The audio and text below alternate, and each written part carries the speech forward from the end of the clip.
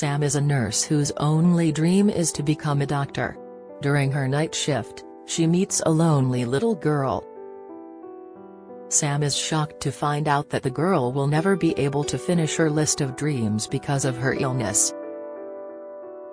She decides to complete the girl's tasks to make her feel better. Nurse Sam was on the night shift, making her rounds in the dimly lit corridors of the hospital. The night was quiet, except for the occasional beeping of machines and the distant murmurs of other nurses. As she walked past a room, she noticed a young girl, no older than 10, playing cards by herself on her hospital bed. The girl looked lonely and sad, and something about the scene tugged at Sam's heart. She decided to approach the girl, hoping to brighten her evening. "Hi," Sam said softly, her voice filled with an awkward hesitation. It was always hard for her to talk to new people, she often felt nervous and unsure of herself. The girl looked up, her eyes reflecting a mix of sadness and curiosity. "Hi," she responded quietly. "I've noticed you have some strange cards over here. I've never seen anything like this," Sam continued, trying to strike up a conversation. She felt a bit more confident as she saw the girl's interest peaked. "That's because they're special," the girl explained, a hint of excitement creeping into her voice. "These cards can tell about your past, present, and even future. Want to try it?" Sam smiled, glad to see the girl engaging. "Sure, let's try. So what do these cards tell you about me?" She sat on the edge of the girl's bed, eager to see what would happen next. Sam, by the way. Lucy," the girl replied with a smile, shaking Sam's hand. She then opened her deck of cards and started shuffling them with practiced ease. "Ready?" Lucy asked, looking up at Sam with a mischievous grin. When Sam nodded, Lucy began placing the cards on the bed one by one. "The cards say that you are a shy person who loves to help people," Lucy announced, making Sam chuckle. It was amusing to her how Lucy was trying to guess her personality based on the cards. "I guess the cards don't lie," Sam said, smiling. "What else?" Lucy continued, "It seems like you will be asked for help soon, and it's better for you to do it." Both of them laughed, understanding that Lucy was hinting at something. "I guess I have no choice then," Sam replied playfully. "What about you? What do the cards say about you?" Lucy's expression turned a bit sad. "That I am really ill and maybe am not going to get better anytime soon." Sam's heart ached at those words. "Did the cards tell you that? Or the doctors?" she asked nervously. "Both," Lucy said, her voice tinged with a resigned sadness. "But that's not so bad, you know. I almost finished my bucket list." "List?" Sam was surprised to hear that. But Lucy was excited to share. She showed her notebook with a dozen things to do written in it, and most of them had already been checked out. "Look. I've learned how to draw a flower, see?" She pointed her little finger, showing her drawing on the sidelines. Sam was giggling and smiling. The list looked so cute and pretty, with all these drawings and the different colors used in them. "I learned how to count to 10,000. I've read 111 books about love and lots of other things, all but one." Lucy suddenly became sad. Sam was touched by the bravery of this little girl. It seemed like nothing could break her, but at the same moment, she looked so vulnerable. Sam tried to remain cheerful for Lucy's sake, even though it was heartbreaking to hear. "Almost? What's left?" she asked, her voice gentle. "That's the part where I will need your help," Lucy said, her eyes brightening a little. "I used to dance a lot at parties, but it seems like I won't do it anymore." So I need you to do it for me." Lucy handed Sam an invitation to a luxurious party happening the next day. "Please do it for me. Finish the list, and I promise you won't regret it." Sam was taken aback. The invitation was real, and it was for a party she would never have had the chance to attend otherwise. It was a grand event, almost like a ball, meant for rich and influential people. "I am not sure I can," Sam stammered, struggling to find the right words. She didn't know how to refuse this heartfelt request.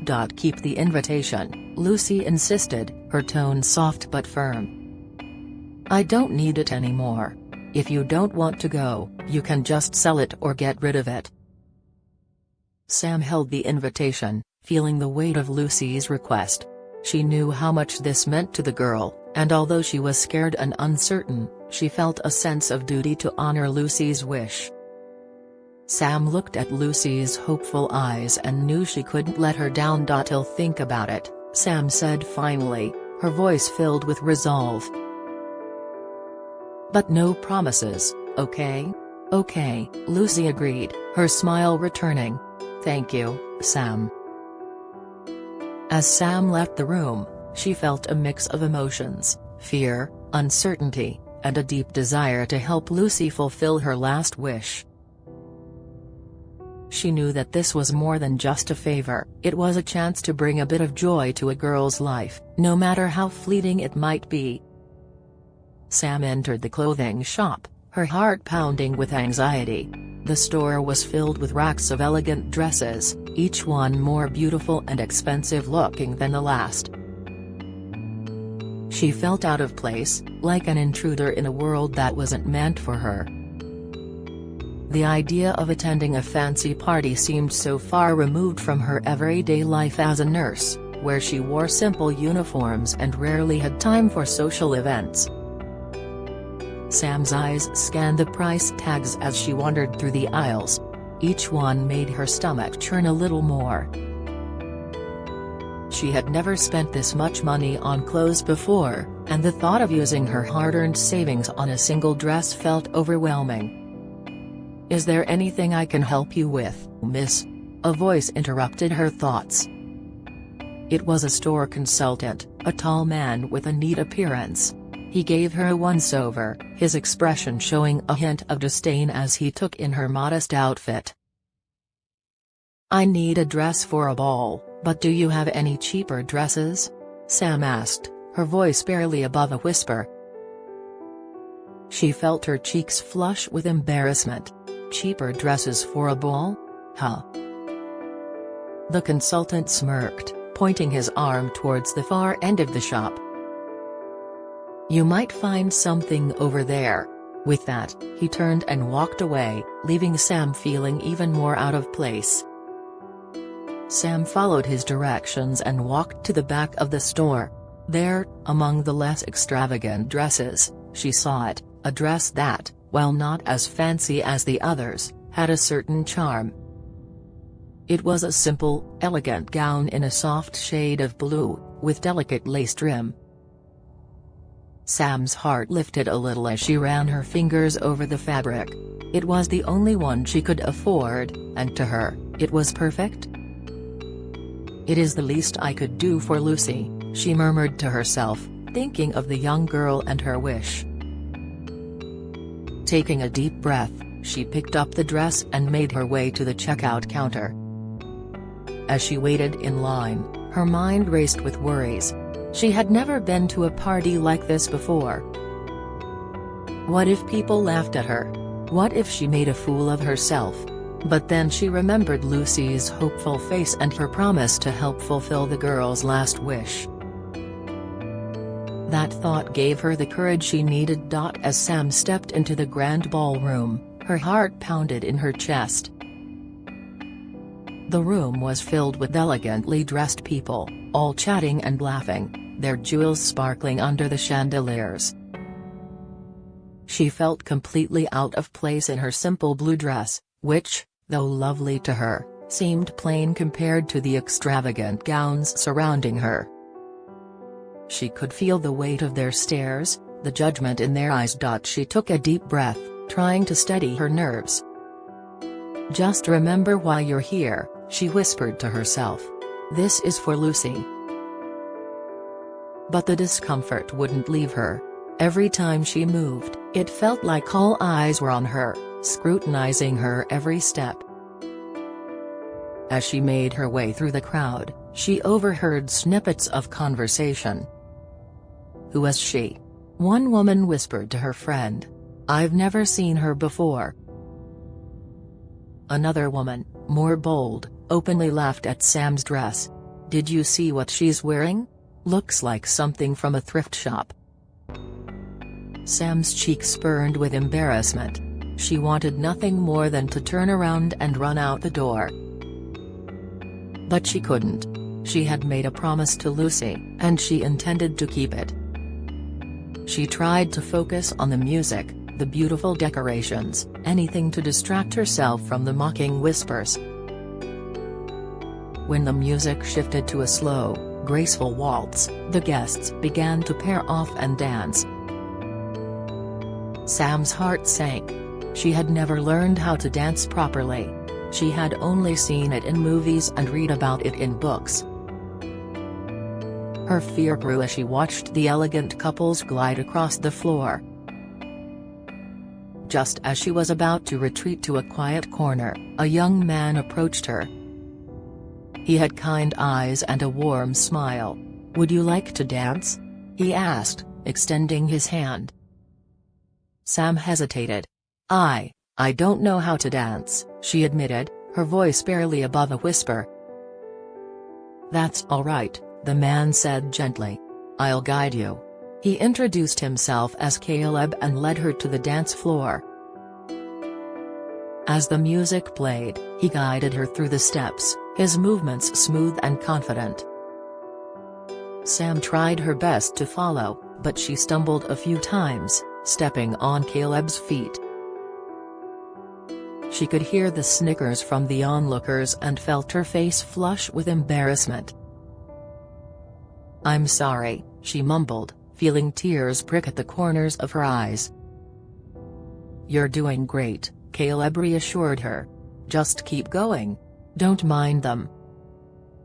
Despite her nerves, Sam found herself starting to enjoy the dance. Caleb's encouragement gave her a small boost of confidence, and she managed to keep up with him. But as the dance ended, the whispers and laughter grew louder. "Did you see her? She can't even dance," one woman sneered. "She looks so foolish," another added, not even bothering to lower her voice. Sam felt like she was shrinking, wanting to disappear into the floor. She fought back the tears, determined not to cry in front of these people. But before she could say anything, Caleb stepped in. "That's enough," he said firmly, his voice carrying a note of authority. "She's my guest, and she's doing just fine." The women fell silent, surprised by his defense. Caleb turned back to Sam, offering her a reassuring smile. "Let's get you home," he said softly. Grateful for his kindness, Sam nodded. Caleb escorted her out of the ballroom, and they walked together in silence to the entrance.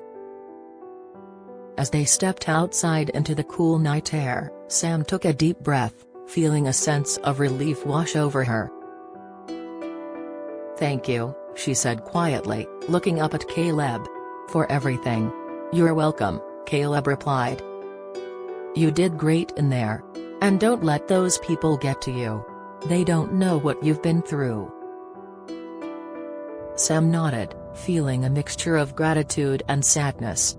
She had kept her promise to Lucy, but the evening had been more challenging than she had anticipated. As Caleb helped her into a cab, she thought about Lucy and how much this would have meant to her.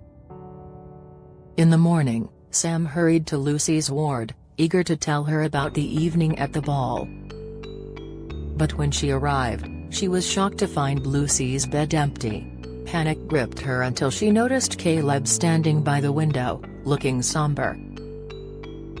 My mom accidentally saw my husband on a dating app and texted him girl gets stumped by her boyfriend right before prom, shows up anyway with a special guest my wife for being a massage therapist. My wife had the last laugh when karma hit back hard. What are you doing here? Do you know Lucy? Sam asked, her voice trembling with anxiety. Caleb turned to face her, his eyes filled with sadness. I did know her. She was my sister. Was? No, it can't be, Sam cried, tears welling up in her eyes. She told me to go to that ball. I should have stayed with her. Caleb shook his head gently. That's what she was like. She always knew what was good for everybody else. I guess you finished her list. Thank you for that. Anybody would have done the same, Sam said, her voice barely above a whisper. But only you did, Caleb replied kindly. I am sure a girl like you would make a great doctor. And I will make sure you have this opportunity. He handed a check to Sam, the amount enough to cover her education. How did you know? Sam asked, her hands shaking as she took the check. Lucy told you, didn't she? Caleb nodded. She did. She also wanted you to have this. He handed her the deck of cards that Lucy used to play with. Sam looked at the cards, her heart aching with a mix of sorrow and gratitude. I guess my future is in my hands now, she said softly, holding the cards close to her heart. Caleb smiled warmly. Yes, it is. And I know you will make the most of it. Sam felt a wave of determination wash over her. She would honor Lucy's memory by becoming the best doctor she could be, helping others just as she had helped Lucy. As she left the ward, she felt a sense of purpose stronger than ever before. She had a future to build, and she was ready to embrace it. Tell us what you think about this story, and share it with your friends. It might inspire them and brighten their day. If you enjoyed this story, read this one. Robert had been living an isolated life since his beloved wife passed away years ago. Nobody could warm his heart or even come close to his house, nobody but a little girl Bella, who saw something in him that nobody else did. With dedication and sincerity, she managed to change his life forever. Read the full story here. This piece is inspired by stories from the everyday lives of our readers and written by a professional writer. Any resemblance to actual names or locations is purely coincidental. All images are for illustration purposes only. Share your story with us, maybe it will change someone's life. If you would like to share your story, please send it to info@amimama.com.